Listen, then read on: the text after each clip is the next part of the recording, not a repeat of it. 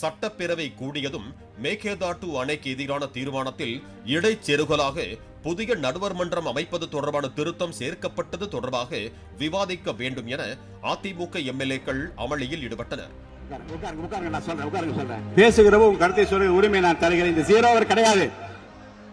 அனுமதி மறுக்கப்பட்டதை தொடர்ந்து இபிஎஸ் தலைமையில் அவர்கள் சபாநாயகருக்கு எதிராக வெளிநடப்பு செய்தனர்.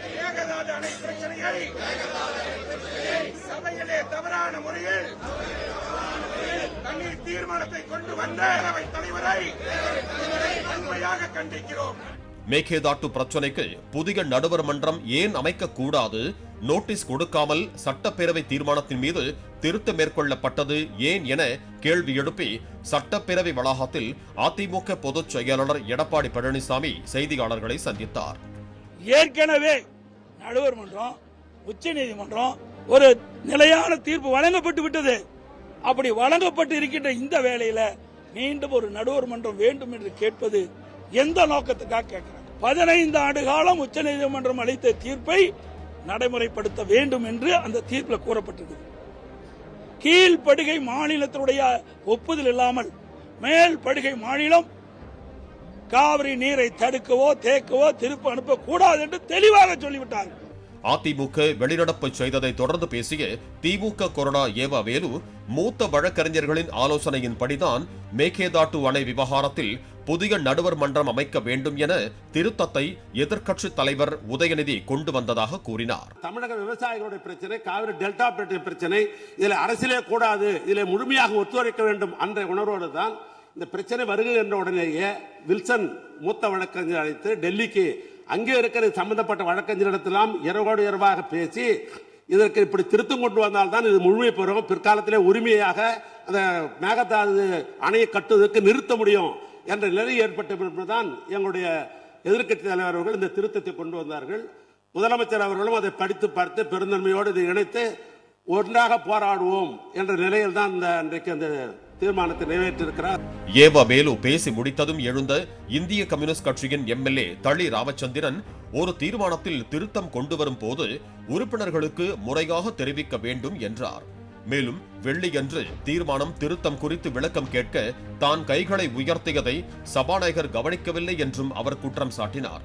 மேலும் மேகேதாட்டுவிற்கு புதிய நடுவர் மன்றம் கோருவது முதலைவாய்க்குள் சென்று தமிழ்நாடு சிக்கிக் கொள்வதற்கு சமம் எனவும் இந்திய கம்யூனிஸ்ட் எம்எல்ஏ ராமச்சந்திரன் தெரிவித்தார். மாண்புமிகு எதிர்க்கட்சி தலைவர் பேசும்போது ஒரு திருத்தத்தை முன்மொழிந்தார். புதிய நடுவர் மன்றம் அமைக்கப்பட வேண்டும் என்பது.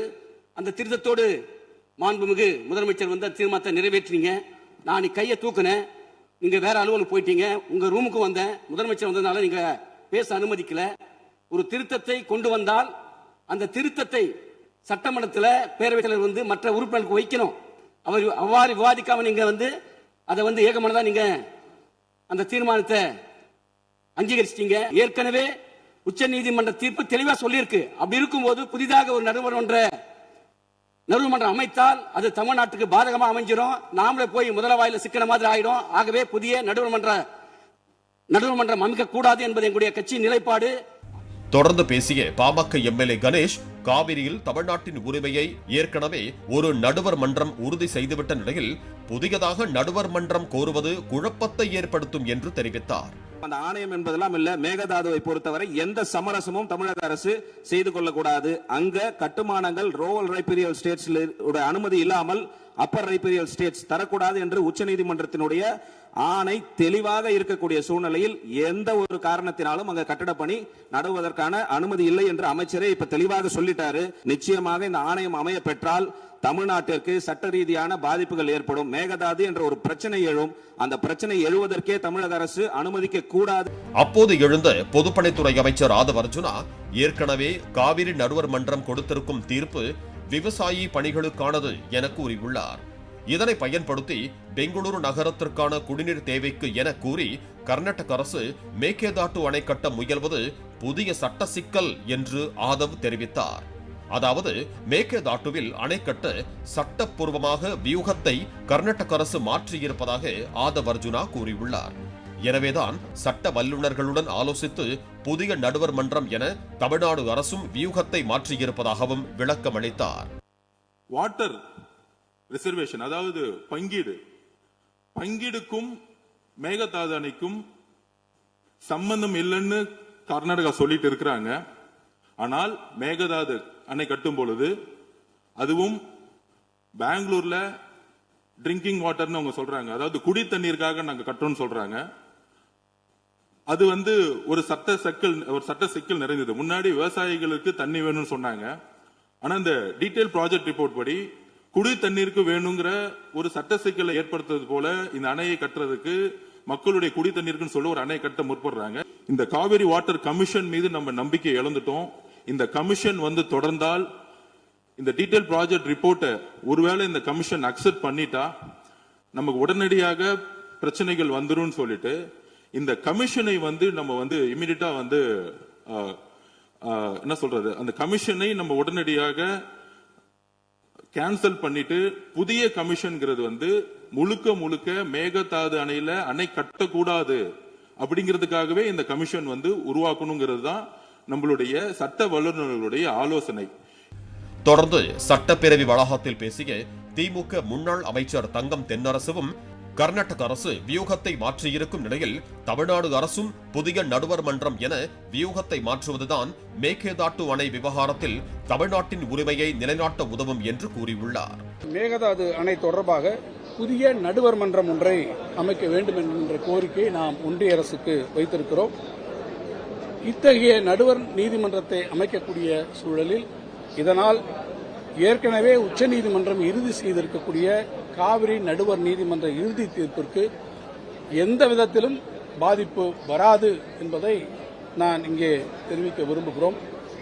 இதனிடையே பேரவைக்குள் பேசிய அதிமுக எம்எல்ஏ தளவாய் சுந்தரம் முதலமைச்சர் விஜய் கொண்டு வந்த தீர்மானத்தின் மீதான திருத்தம் தொடர்பாக எம்எல்ஏக்களுக்கு நோட்டீஸ் வழங்காமல் வாய்மொழியாக கூறிவிட்டு நிறைவேற்றியது சரியல்ல என தெரிவித்தார். நாங்க மேகதாது அணையில முதலமைச்சர் கொண்டு வந்த தீர்மானத்துக்கு நாங்க வரவேற்றோம். இந்த இடைச்செறியல் வர சமயம் தான் இதுல நிறைய இஷ்யூ இருக்கு. நீங்க இப்ப உதாரணத்துக்கு வேற ஒண்ணும் இல்ல, சுப்ரீம் கோர்ட்ல தெளிவா ஒரு ஆர்டர் கொடுத்திருக்காங்க. Kaveri water management authority, Kaveri water regular authority, இந்த ரெண்டு அத்தாரிட்டி ஸ்டேட் கவர்மெண்ட் பெர்மிஷன் இல்லாம ஒரு துளி செங்கல் கூட நீங்க வைக்க முடியாது. If it is amount contempt, நீங்க அதர்வைஸ் அப்படி போச்சமையும் ஆட்டோமேட்டிக்கா டைலூட் ஆயிரும். இந்த ட்ரிபுனல் ஆர்டரும் இந்த சுப்ரீம் கோர்ட் ஆர்டரும் டைலூட் ஆயிரும்.